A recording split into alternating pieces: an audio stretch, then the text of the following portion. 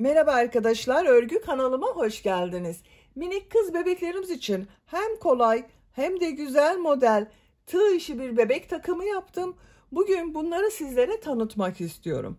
Çok kolay, bakın, çiçekli tığ işi bebek ayakkabısı yaptım. Yine çok kolay tığ işi bebek şapkası yaptım, çiçekli model. Bunun takımı olarak bakın bu şekilde bolero yelek yaptım. Ve çok güzel tığ işi bir etek yaptım. Ben bugün bu bebek takımını 3-6 ay arası bebek ölçüsüne göre yaptım. Ama siz bu takımı her yaş çocuklarınız için yapabilirsiniz. Siz de bunun gibi güzel bir takım yapmak isterseniz bu etek örgüsünü, şapka örgüsünü ve ayakkabı örgüsünü anlattım. YouTube kanalıma yükledim arkadaşlar. Bunların olduğu YouTube linkini izlediğiniz bu videonun açıklama bölümüne ekliyorum. Siz o linkler üzerine tıklarsanız bunun gibi güzel bir takım yapabilirsiniz. Biz bugün bu kolay ve güzel tığ işi bolero örgüsünü yapacağız.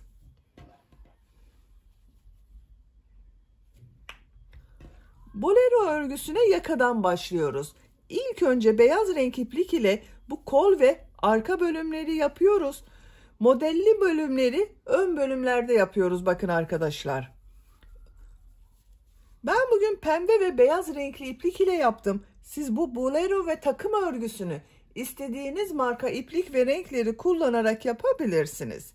Yakadan düğmeli yaptım. Bakın model hem çok güzel hem de çok kolay. Bu bolero örgüsünde iplik olarak beyaz renk iplik 100 gram iplikte 340 metre var. 50 gram iplik yeterli arkadaşlar. Çok iplik kullanmıyoruz. Pembe renk iplik olarak da ben bu ipliği kullandım. Bebek takımında bakın 100 gram iplikte 360 metre var. Çok az miktarda da bu iplik yeterli. 50 gram iplik de buna lazım arkadaşlar. Tığ olarak 5 numara 3 milimetre tığ kullandım. Benim elim çok sıkı değil. Yaptığım örgüler yumuşak oluyor. Sizin eliniz sıkıysa 3,5-4 milimetre tığları kullanırsanız güzel olur. Yakanın buraya bakın bir tane düğme yaptım. Bebeği giydirip çıkarması kolay. Ölçülerini videonun sonunda ölçüyorum. Oraya bakabilirsiniz arkadaşlar. İpliği tığ hazırlayalım. Hep birlikte bu kolay ve güzel bolero örgüsüne başlayalım. Örgü kanalıma abone değilseniz abone olmayı unutmayın lütfen. Örgü kanalıma abone olmak ücretsiz. Örgü kanalıma ücretsiz abone olup orada bulunan zil şeklini dokunarak açık yaparsanız kanalıma video yüklediğim zaman ilk önce size bildirim gelir. Örgülerimden herkesten önce sizin haberiniz olur. İzlediğiniz videolarıma beğeni ve yorumlarınızı yaparsanız çok sevinirim arkadaşlar. Videolarıma beğeni yaptığınızda yanında Hype gönder bölümü görünecektir. Hype göndere tıklayıp puan gönderirseniz çok sevinirim.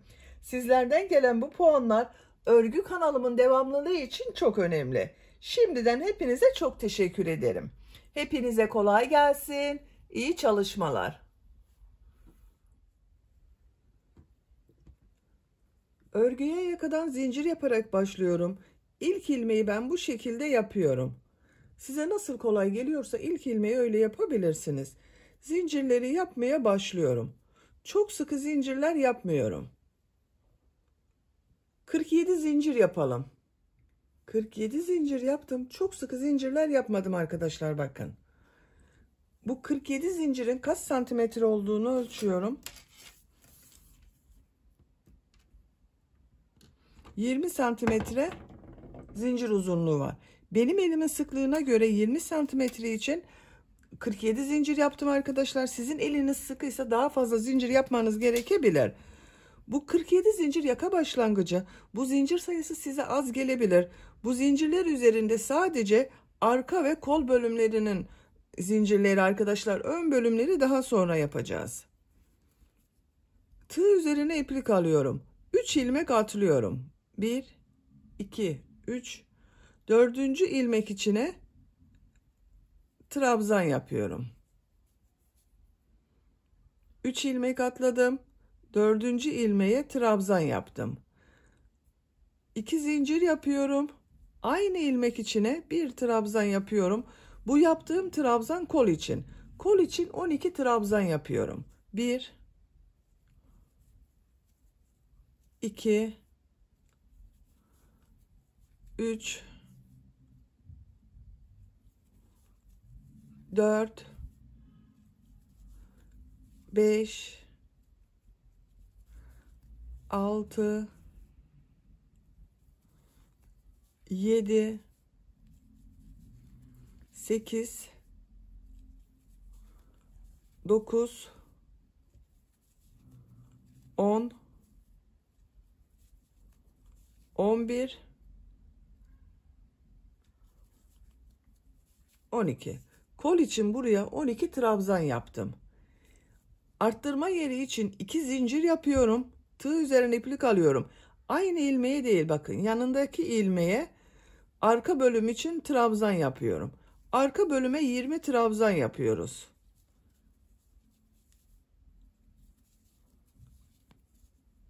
...20 trabzanı yapalım. Arka bölüm için 20 trabzan yaptım. Arttırma yeri için 2 zincir yapıyorum. Tığ üzerine iplik alıyorum. Bakın aynı ilmeğe değil, yanında bulunan ilmeğe kol için trabzan yapıyorum. Bu kolda 12 trabzan yaptım. Buraya da 12 trabzan yapıyorum. 2 3 4 5 6 7 8 9 10 11 12. Bakın son ilmeğe de 12. trabzanı yaptım. Kol için 12 trabzan yaptım. 2 zincir yapıyorum. Tığ üzerine iplik alıyorum. Aynı ilmeğe bakın 2 trabzan yapıyorum. Sıra başında bakın 3 ilmek atlayarak yaptığım bir trabzan, burada 2 trabzan görünüyor. Sonra 2 zincir yaptık. Burada da aynısını yaptım. Dönüş için 3 zincir yapıyorum. Örgüyü çeviriyorum. Tığ üzerine iplik alıyorum. Arttırma yerine 2 trabzan, 2 zincir, 2 trabzan yapıyorum.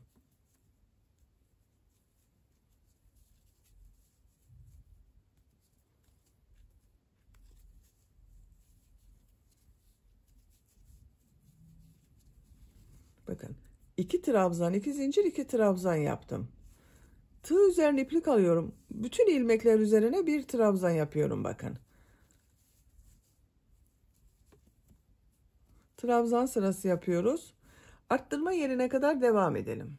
Arttırma yapacağım yere kadar trabzanları yaptım. 2 zincir üzerine 2 trabzan, 2 zincir, 2 trabzan yapıyorum.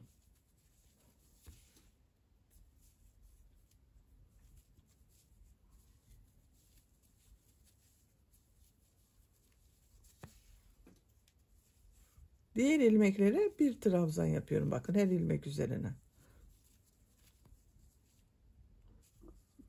Buraya kadar devam edelim. Arka bölümde trabzanları yaptım. Bu arttırma yerine 2 trabzan, 2 zincir, 2 trabzan yapıyorum.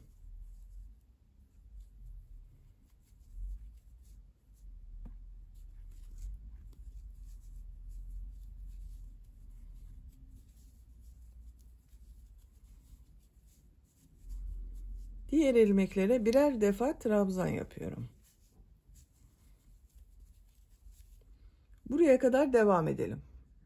Arttırma yapacağım yere kadar trabzanları yaptım. Buraya 2 trabzan, 2 zincir, 2 trabzan yapıyorum.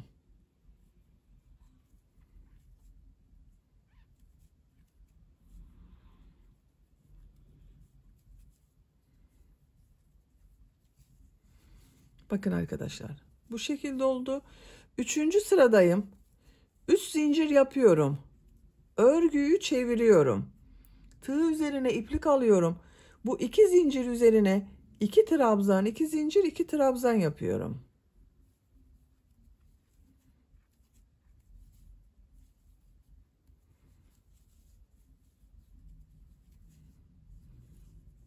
Bu ilmekler üzerine trabzan yapıyorum.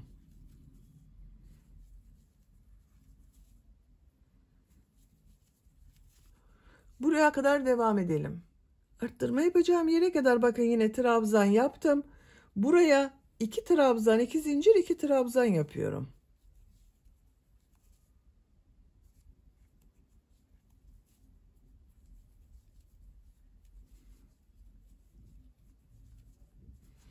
Diğer ilmeklere bir trabzan yapıyorum bakın. Buraya kadar devam edelim. Buraya yine 2 trabzan, 2 zincir, 2 trabzan yapalım. Sıra sonuna kadar devam edelim. Sıra sonuna kadar bakın yaptım arkadaşlar. Burada yine bakın 2 trabzan, 2 zincir, 2 trabzan yaptım. Diğer ilmeklere bir trabzan yaptım. Bu 2 zincir üzerine bakın arttırma yerine 2 trabzan, 2 zincir, 2 trabzan yapıyorum.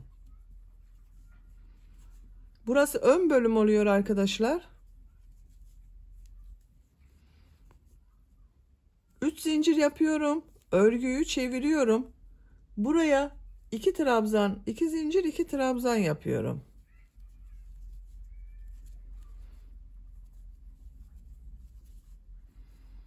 Arttırma yerlerinde hep 2 trabzan, 2 zincir, 2 trabzan yapıyoruz.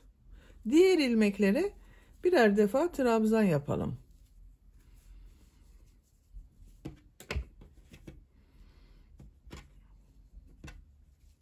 Bakın bu şekilde olacak.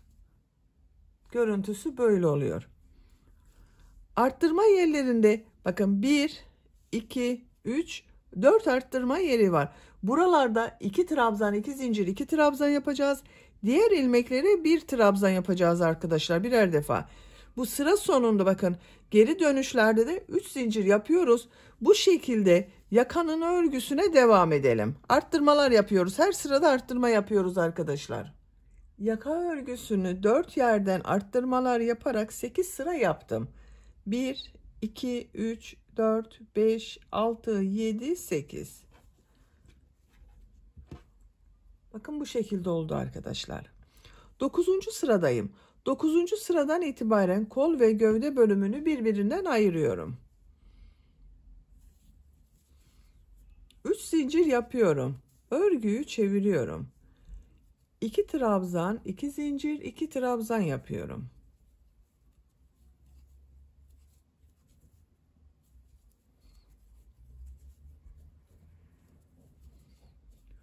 Kolda bulunan bütün ilmekler üzerine trabzan yapıyorum.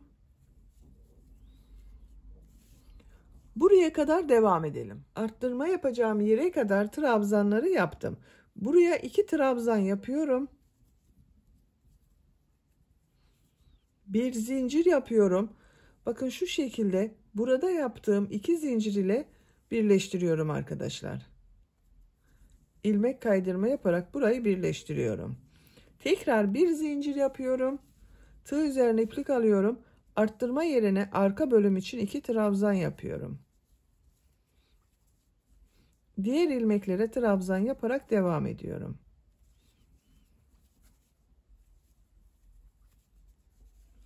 Bakın kol bölümünü ayırdım burada. Arttırma yerine kadar devam edelim. Arttırma yapacağım yere kadar trabzanları yaptım. Buraya 2 trabzan, 2 zincir, 2 trabzan yapıyorum.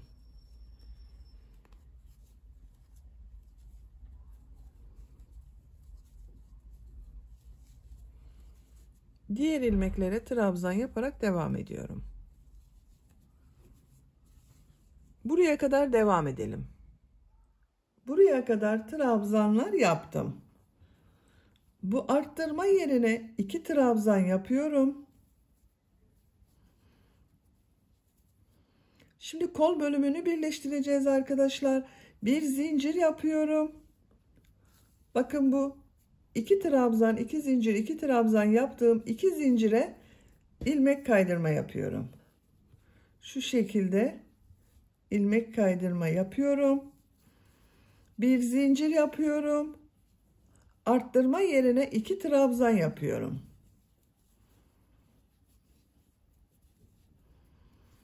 Bakın bitirdik. İpliği kesiyorum.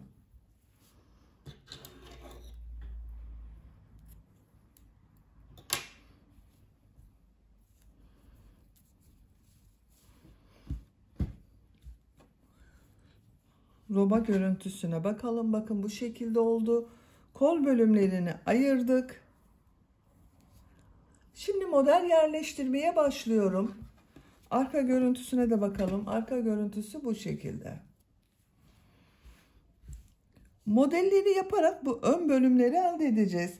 Pembe renkli iplik ile devam ediyorum. Siz istediğiniz renk iplikleri kullanabilirsiniz. Kendi rengiyle de devam edebilirsiniz arkadaşlar. Bakın yakanın bu ucundan başlıyorum. Buradan iplik bağlıyorum. Bir ilmek yapıyorum. 3 zincir yapıyorum. Bu 3 zincir bir trabzan oluyor. Tığ üzerine iplik alıyorum. Bu 3 zincir yaparak dönüş yaptığım yerlere model yapıyorum. Bakın ilk modeli buraya yapıyorum. 6 trabzan yapıyorum.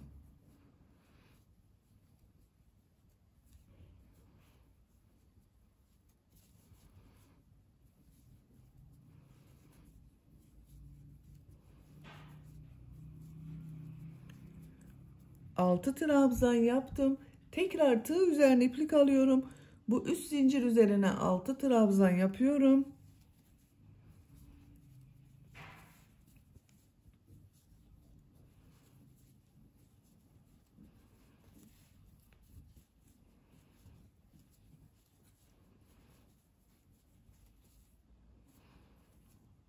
Üst zincir üzerine 6 trabzan yapıyorum.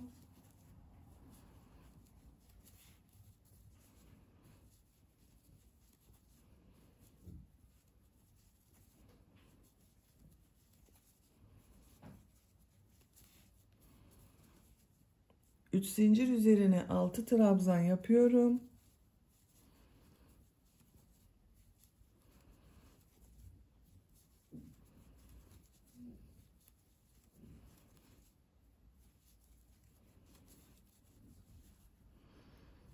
Bu 3 zincir üzerine de 6 trabzan yapıyorum.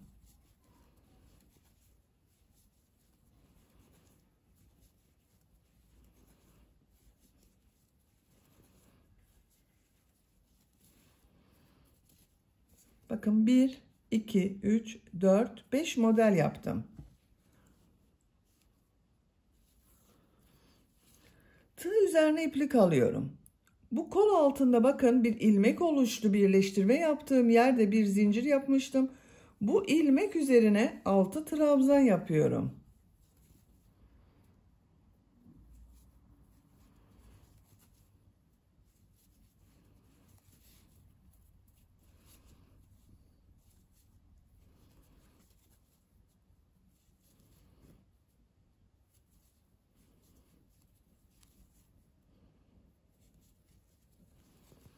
Bakın kol altında da bir model yaptım.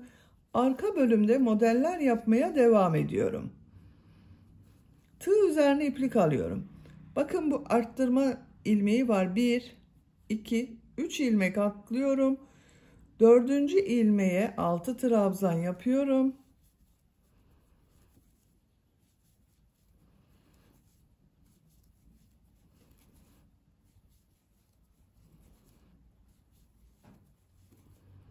Tekrar tığ üzerine iplik alıyorum.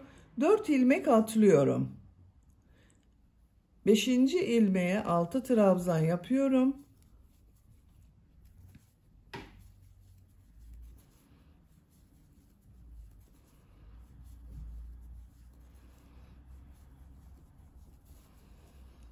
Dört ilmek atlıyorum. 5. ilmeğe 6 trabzan yapıyorum.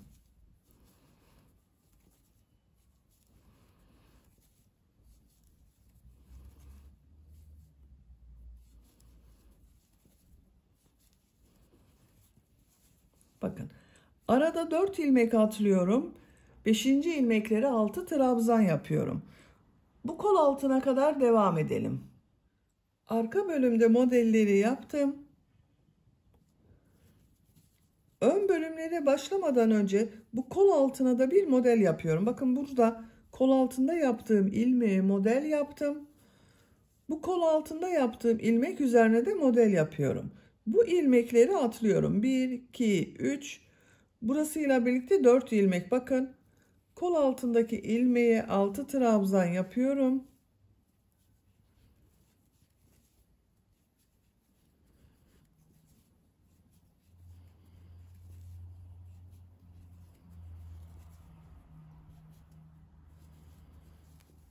Ön bölümlerdeyim. Bu ön bölümde bakın 1, 2, 3, 4, 5 model yaptım. Sonra kol altındaki modeli yaptım. Burada da bakın 1, 2, 3, 4 defa 3 zincir yaparak dönüş yaptığım yer var. 5.'yi buraya yapıyorum. Tığ üzerine iplik alıyorum. Bu trabzanın üzerine bakın 6 trabzan yapıyorum.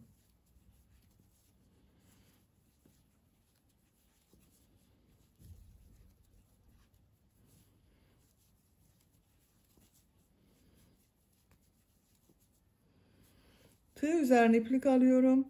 Bu üst zincir üzerine 6 trabzan yapıyorum.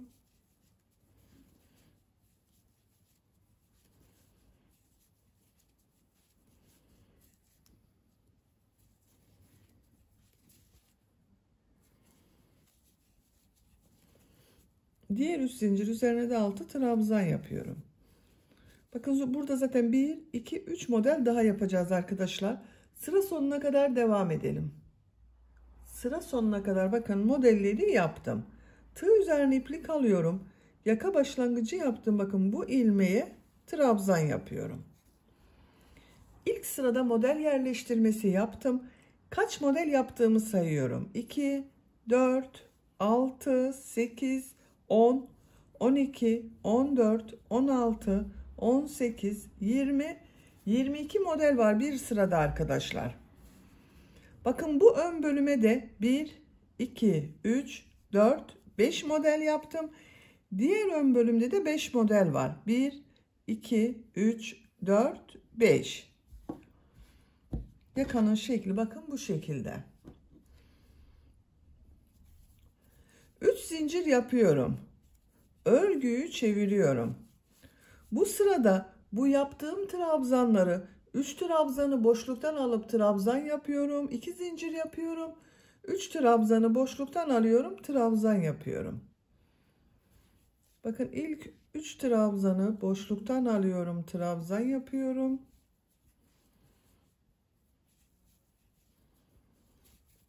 İki zincir yapıyorum.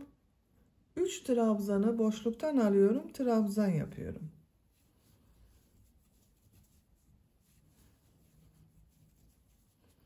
Diğer modelde yine 3 trabzanı boşluktan alıyorum. Trabzan yapıyorum. Bakın şu şekilde boşluktan alarak yapıyorum. 2 zincir yapıyorum. 3 trabzanı boşluktan alıyorum. Trabzan yapıyorum.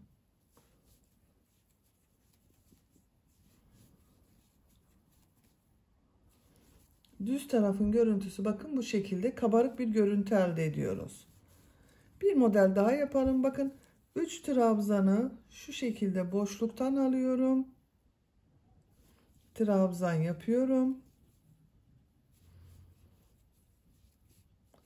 2 zincir yapıyorum. 3 trabzanı boşluktan alıyorum. Trabzan yapıyorum.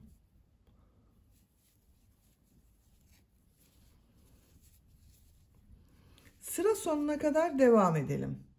Sıra sonuna kadar modelleri yaptım arkadaşlar. Bakın düz taraftan görüntüsü bu şekilde. Sıra sonunda bir alt sırada 3 zincir yaparak yaptığım bir trabzan var. Bakın 3. zincire bir trabzan yapıyorum. 3 zincir yapıyorum. Örgüyü çeviriyorum. Bu sırada yine 6 trabzan yapacağız. 2 model ortasına sık iğne yapacağız. Bu model ortasında 2 zincir var. Bunun üzerine 6 trabzan yapıyorum.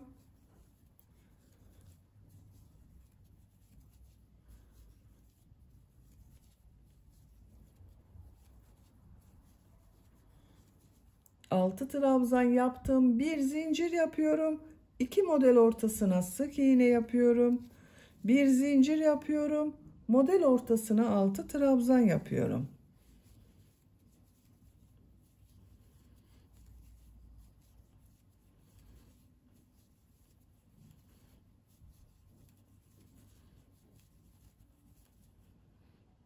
Bir zincir yapıyorum. 2 model ortasına sık iğne yapıyorum.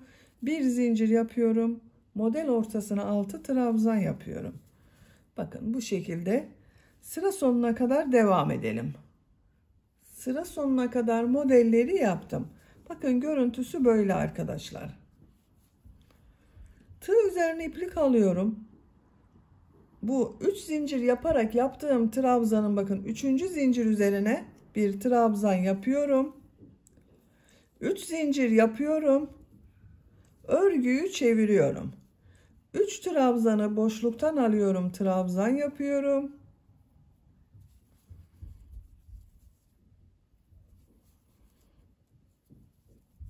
İki zincir yapıyorum.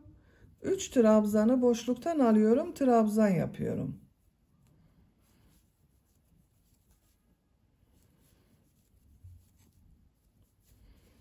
Bakın düz tarafın görüntüsü bu şekilde oluyor. Diğer modelde 3 trabzanı boşluktan alıp trabzan yapıyorum. 2 zincir yapıyorum. 3 trabzanı boşluktan alıyorum, trabzan yapıyorum. Sıra sonuna kadar devam edelim. Sıra sonuna kadar modelleri tamamladım. Tığ üzerine iplik alıyorum. Bu bakın üst zincir yaparak yaptığım trabzan üzerine bir trabzan yapıyorum. İpliği kesiyorum. Pembe renkli ipliği kestim. Buradan sonra bir sıra beyaz renkli iplik ile model yapıyorum arkadaşlar. Siz isterseniz aynı renk iplik ile devam edebilirsiniz.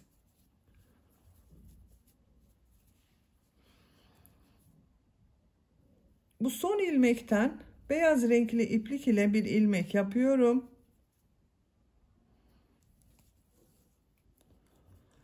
Zincir yaptım, sağlamlaştırdım. 3 zincir yapıyorum.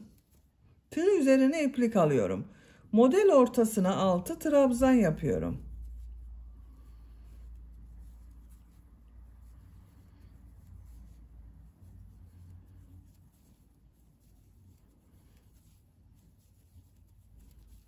Altı trabzan yaptım. Bir zincir yapıyorum.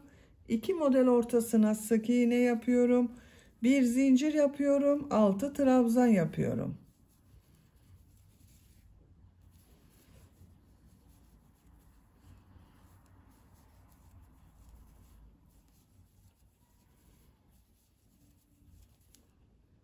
Bir zincir yapıyorum. 2 model ortasına sık iğne yapıyorum. Sıra sonuna kadar devam edelim. Sıra sonuna kadar modelleri tamamladım. Tığ üzerine iplik alıyorum. Bu üst zincir yaptığım trabzan üzerine bakın 3. zincir üzerine bir trabzan yapıyorum.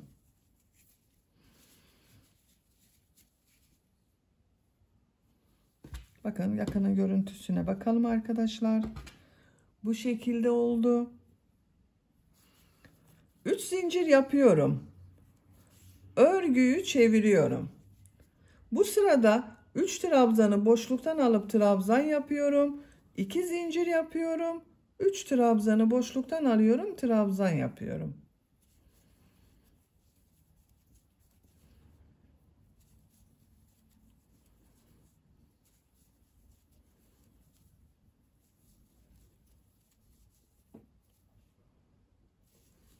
Diğer modelde yine 3 trabzanı boşluktan alıp trabzan yapıyorum. 2 zincir yapıyorum. 3 trabzanı boşluktan alıp trabzan yapıyorum.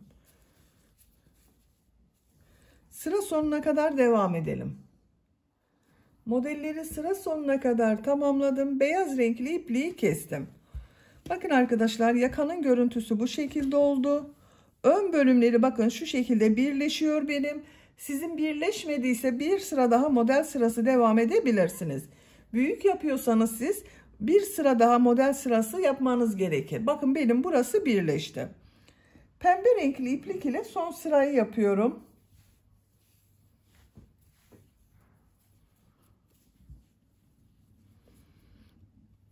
Bu son ilmekten bir ilmek yapıyorum.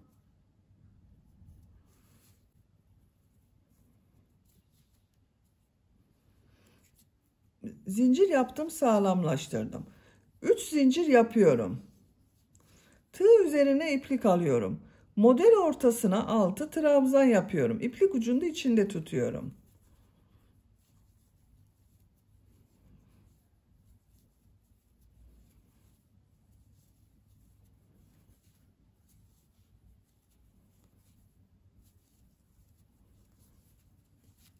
Bir zincir yapıyorum. 2 model ortasına sık iğne yapıyorum. Bir zincir yapıyorum. Model ortasına 6 trabzan yapıyorum.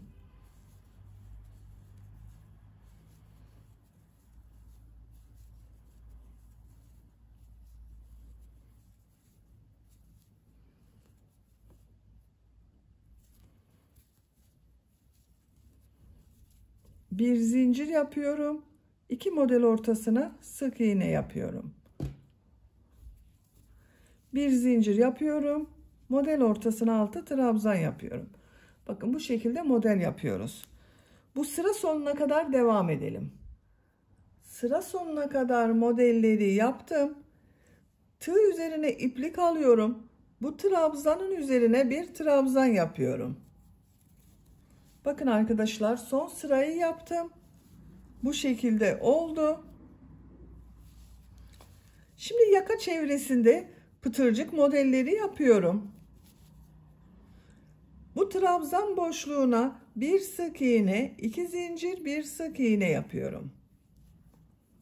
Burası düğme iliği olacak arkadaşlar. Yakanın diğer tarafına düğme dikeceğiz. Bakın buraya düğme dikeceğiz. Burası düğme iliği olacak. Bakın modeli düğme iliği olarak kullanıyorum. Bu trabzan sırasına bir sık iğne, 2 zincir, bir sık iğne yapıyorum. Bakın her sıraya model yapıyorum. Bir sık iğne, 2 zincir, bir sık iğne.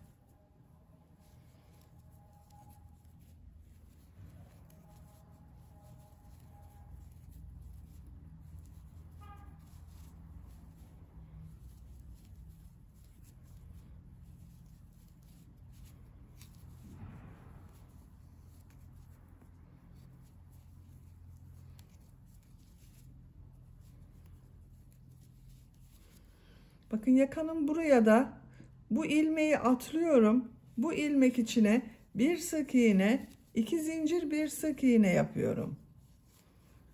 Bir ilmek atlıyorum. İkinci ilmeğe bir sık iğne, 2 zincir, bir sık iğne yapıyorum. Bir ilmek atlıyorum. Bir sık iğne, 2 zincir, bir sık iğne yapıyorum. Bakın model görüntüsü bu şekilde oluyor. Sıra sonuna kadar devam edelim. Yaka çevresinde pıtırcık modelleri yaptım. Bakın buraya kadar tamamladım. Son pıtırcık modelini bu ilmek ile ilmek kaydırma yaparak birleştiriyorum. İpliği kesiyorum. Ben biraz uzun kestim arkadaşlar. Düğme dikeceğiz. Buraya bir düğme dikiyoruz. Bakın ben ince bir düğme dikiyorum buraya. Düğme iliği yapmadım. Burada bakın modelde görünen boşluğu düğme iliği olarak kullanıyorum. Düğmesini buraya dikeceğiz. Şimdi kol örgüsünü yapalım. Bakın ben kol örgüsünün birisini bu şekilde yaptım. Diğer kol örgüsünü sizinle yaparız. Kolda yine bakın modeller yapıyorum. İlk sırada trabzan sırası yaptım beyaz renk iplik ile. Kol altından başlıyorum. Bu ilmekten ipliği bağlıyorum. Buradan bir ilmek yapıyorum. 2 zincir yapıyorum. Bakın trabzan sırasını örgüyü çeviriyorum arkadaşlar. Bakın örgünün gelişine bakıyorum. Bu şekilde devam ediyorum. Arttırma yerine bir trabzan yapıyorum. Diğer ilmeklere birer defa trabzan yapıyorum.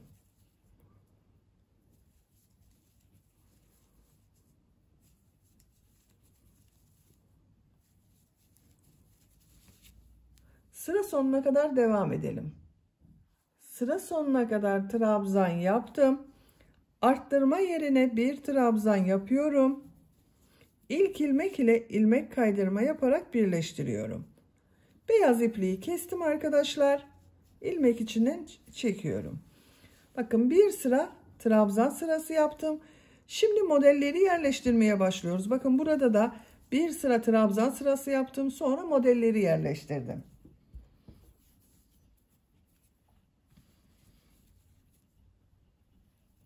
Bu ilmekten ilmek yapıyorum. Bir zincir yaptım, sağlamlaştırdım. Aynı ilmeğe sık iğne yapıyorum. Bir zincir yapıyorum. Tığ üzerine iplik alıyorum. 2 ilmek atlıyorum. 3. ilmeğe 6 trabzan yapıyorum. İplik ucunda şu şekilde bakın içinde tutuyorum.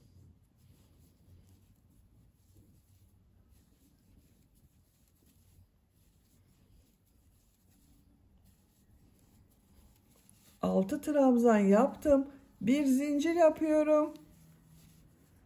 2 ilmek atlıyorum. 3. ilmeğe sık iğne yapıyorum. Bir zincir yapıyorum. Bir ilmek atlıyorum.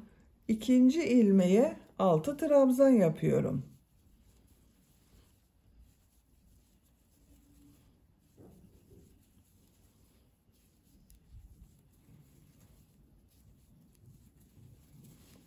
Bir zincir yapıyorum. 2 ilmek atlıyorum.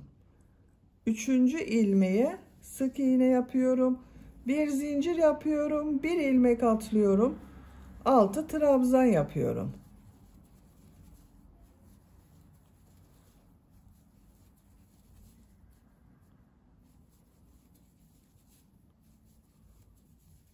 Bir zincir yapıyorum. 2 ilmek atlıyorum. Sık iğne yapıyorum. Bakın bu şekilde modelleri yerleştiriyoruz. Sıra sonuna kadar devam edelim. Sıra sonuna kadar modelleri yaptım. Sıra sonunda 2 ilmek var. Bir zincir yapıyorum. 2 ilmeği atlıyorum. Bu ilmeğe ilmek kaydırma yaparak birleştiriyorum. Kol örgüsüne kaç model yaptığımı sayıyorum bakın. 1, 2, 3, 4, 5, 6, 7, 8, 9 model oldu arkadaşlar. Örgüyü çeviriyorum. Bir zincir yapıyorum. Bu ilk trabzana boşluktan alarak ilmek kaydırma yapıyorum. 3 zincir yapıyorum. 2 trabzanı boşluktan alıp trabzan yapıyorum.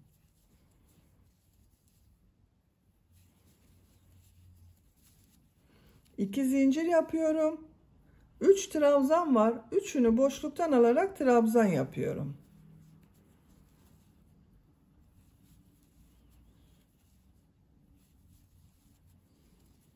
Diğer modelde 3 trabzanı boşluktan alıp trabzan yapıyorum.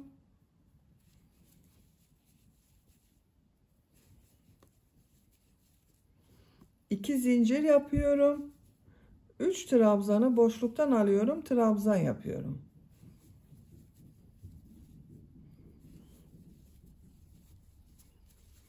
Bakın düz tarafının görüntüsü böyle. Sıra sonuna kadar devam edelim. Sıra sonuna kadar tamamladım. İlk ilmek ile ilmek kaydırma yaparak birleştiriyorum. Örgüyü çeviriyorum. Buraya bir sık iğne yapıyorum. Bir zincir yapıyorum. Model ortasına 6 trabzan yapıyorum. Kolda son sırayı yapıyorum.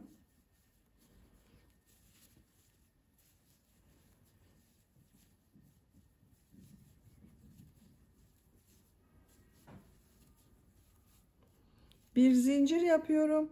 2 model ortasına sık iğne yapıyorum. Bir zincir yapıyorum. 6 trabzan yapıyorum. Sıra sonuna kadar devam edelim. Sıra sonuna kadar modeli yaptım. Bir zincir yapıyorum. Bu ilmek ile ilmek kaydırma yaparak sırayı birleştiriyorum. İpliği kesiyorum. Bakın arkadaşlar, kol örgüsü bu şekilde oldu. Siz isterseniz bu kol örgüsünü uzatabilirsiniz model sırasını tekrarlayarak. Bolero yeleğin örgüsüne bakın. Çok güzel oldu. Çok şık bir yelek yaptık. Bitmiş olarak size ölçülerini söylüyorum.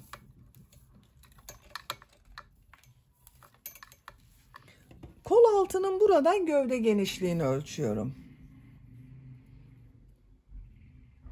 24 santimetre. Yüksekliğini ölçüyorum. 15 santimetre yükseklik var arkadaşlar. Bu omuz genişliğini ölçüyorum. Bakın iki kol arasındaki genişlik 30 santimetre. Ben bugün 3 aylık bir bebek için yaptım. 6-12 aylık bebek de çok rahat kullanır.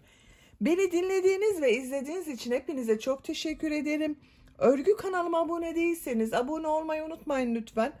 Örgü kanalıma abone olmak ücretsiz. Örgü kanalıma ücretsiz abone olup orada bulunan zil şeklini dokunarak açık yaparsanız kanalıma video yüklediğim zaman ilk önce size bildirim gelir. Örgülerimden herkesten önce sizin haberiniz olur. İzlediğiniz videolarıma beğeni ve yorumlarınızı yaparsanız çok sevinirim arkadaşlar. Sizlerle yeni örgülerde görüşmek dileğiyle. Hoşça kalın, sevgiyle kalın.